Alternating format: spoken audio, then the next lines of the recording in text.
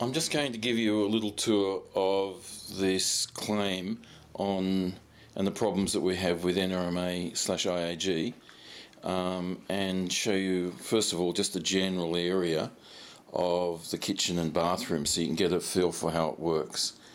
You'll see that there's a pantry just there, and we're just entering into the kitchen back here. It's kind of a galley kitchen, right? And I'm just going to take you down to show you the general area of the kitchen. It runs down this way, and notice that the floor is a vinyl, quite a high quality kind of vinyl, and the skirting boards are actually sitting up over the vinyl, and it's sealed down underneath down there, and that rule that's on the floor over there just is to show you where there's a break. This area I'm in at the moment is timber underneath, and with masonite underlay, and the area beyond that is concrete slab underneath, which runs right through into the bathroom with masonite underlay as well. And the wall and the area that we've got the problem with, in fact the whole area is a problem because the water has flowed completely underneath this whole area, even right up to here where we had water coming out of those joints there. You can see the skirting board is damaged, and it was the skirting boards are really low quality stuff like papier-mâché. It's MDF, and it falls apart really easily. There hasn't been a lot of water there, but there has been water right through to that point.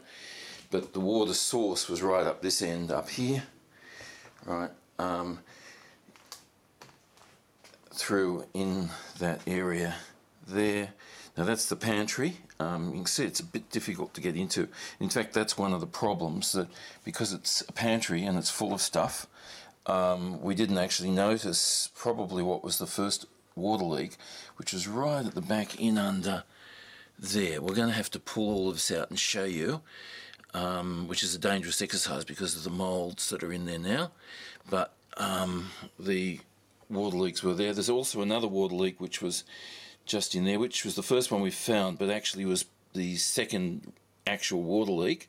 These are from burst pipes, right? And the water was coming out, pouring out through that area there, just coming up through the edges of the vinyl. It also completely flooded through this area here and coming up through that area there along that edge of the vinyl there. I'll just turn around now, and if you can look at how my foot, I don't know if I can show you this. You can probably hear it, right? But this whole area has lifted, right? And the underside, I suspect, is probably full of mould, and it's got the masonite has turned to putty, I suspect, underneath the underlay with all the water, because the water was left. It's now 3 months on, and the water has been left to lie dormant under there, and in fact the second leak was only repaired probably a month ago now. Don't worry about those dates, you can get them out of the real documents. Now I want to show you the other side of this just to get a feel for where everything is. So I'm going to walk around now into the bathroom, and we're going to go and look at the other side of that same wall.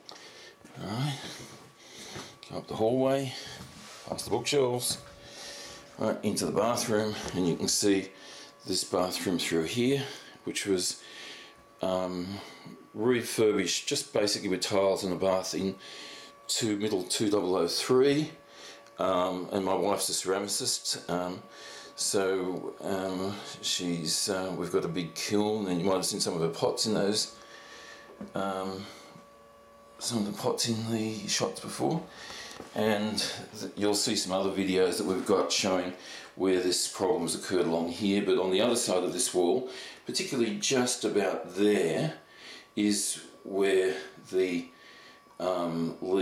the worst leak was found pretty much in the middle of the bath, but it wasn't found straight away. It was the second leak that's actually found.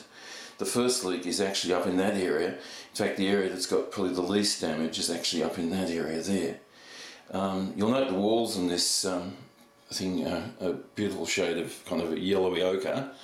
That was actually painted in 2010, and my son painted those walls 2010. And the main renovations in the bathroom, well, it's not really renovation, just you'll see here, these walls here have got a bead down them. That's old Formica, very old Formica. It's probably 20 years older or 30 years older even, I don't know, long, very, very old anyway, because it's just not, you can't buy it like that anymore as a walling material. But that's the actual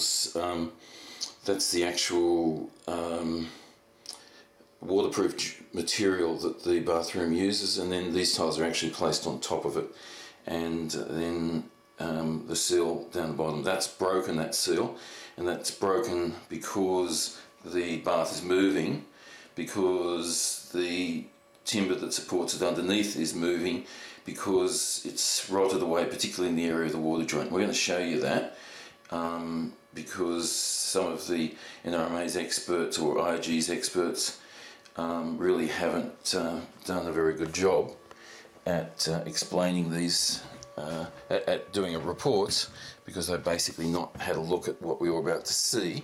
They've never actually had a look inside. In fact, they were too scared to put on the safety equipment and actually look in underneath, funnily enough. Neither have they been under the floor, nor have they been in the areas that we're about to show you. So what we're going to do now is, you can see there's a panel that's in the black there, and I'll flip this light on now. Right, you can see there's a whole lot of junk in amongst there. It's very difficult to see, and it's one of the reasons that we didn't notice it probably very early, because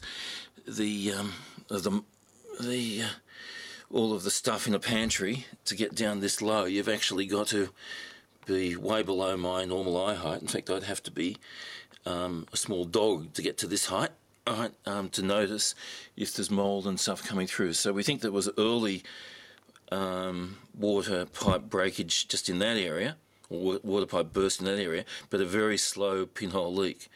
And in this area was when it really broke out with a huge leak, and that was what flooded straight through into the kitchen, through that area there, and through that area there, and right down to that area there. And the later, this area burst completely, which is how we managed to find that.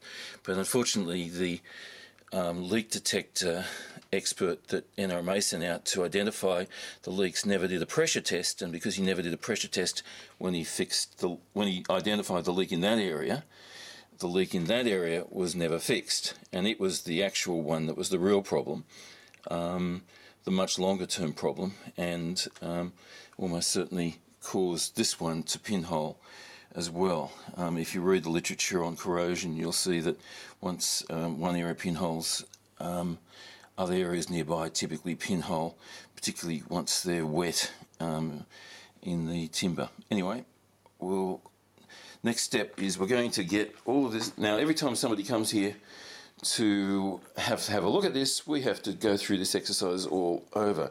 So we've got some pre-cut material that we're going to put back in once we cut our way into the area. We've got a lot of tools and things like that. We've got safety equipment, masks and that, and also we're going to use vinegar.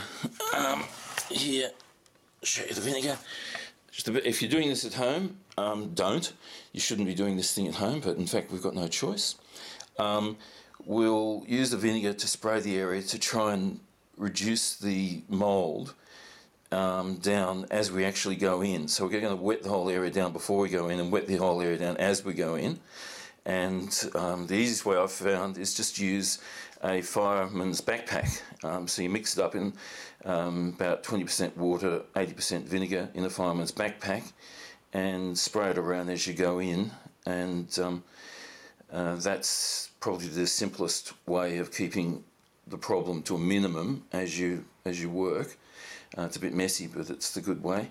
The only problem with that, no matter what happens, you end up being sick afterwards for a couple of days. I get bad sinus, and my sinus, and I'm on permanent antibiotics for them to try and, well, while I'm here actually, not when I'm away. And you have to keep taking those antibiotics to reduce the infection. The infection actually is in your bottom sinuses on top of your teeth. So if you get really sore teeth, it's actually on your upper jaw. It's because of sinus infections from mould. Just a hint. Actually, here's the tablets I take. So they're quite good. Well, they're better than nothing. I'm a lot better than I was, but worth thinking about. So you can see, just before I cut off, the general review of the kitchen, and the next video will show us. I can see some of the nice plates that my wife does there, and bowls and things that she does. They're quite pretty. The next video you'll see will have we'll start pulling all of the stuff out in there, and we'll suit up, pull all the stuff out in there, and get to the point where we can actually break in so you can see what's happening underneath the bath area and in that wall in that area. Thank you.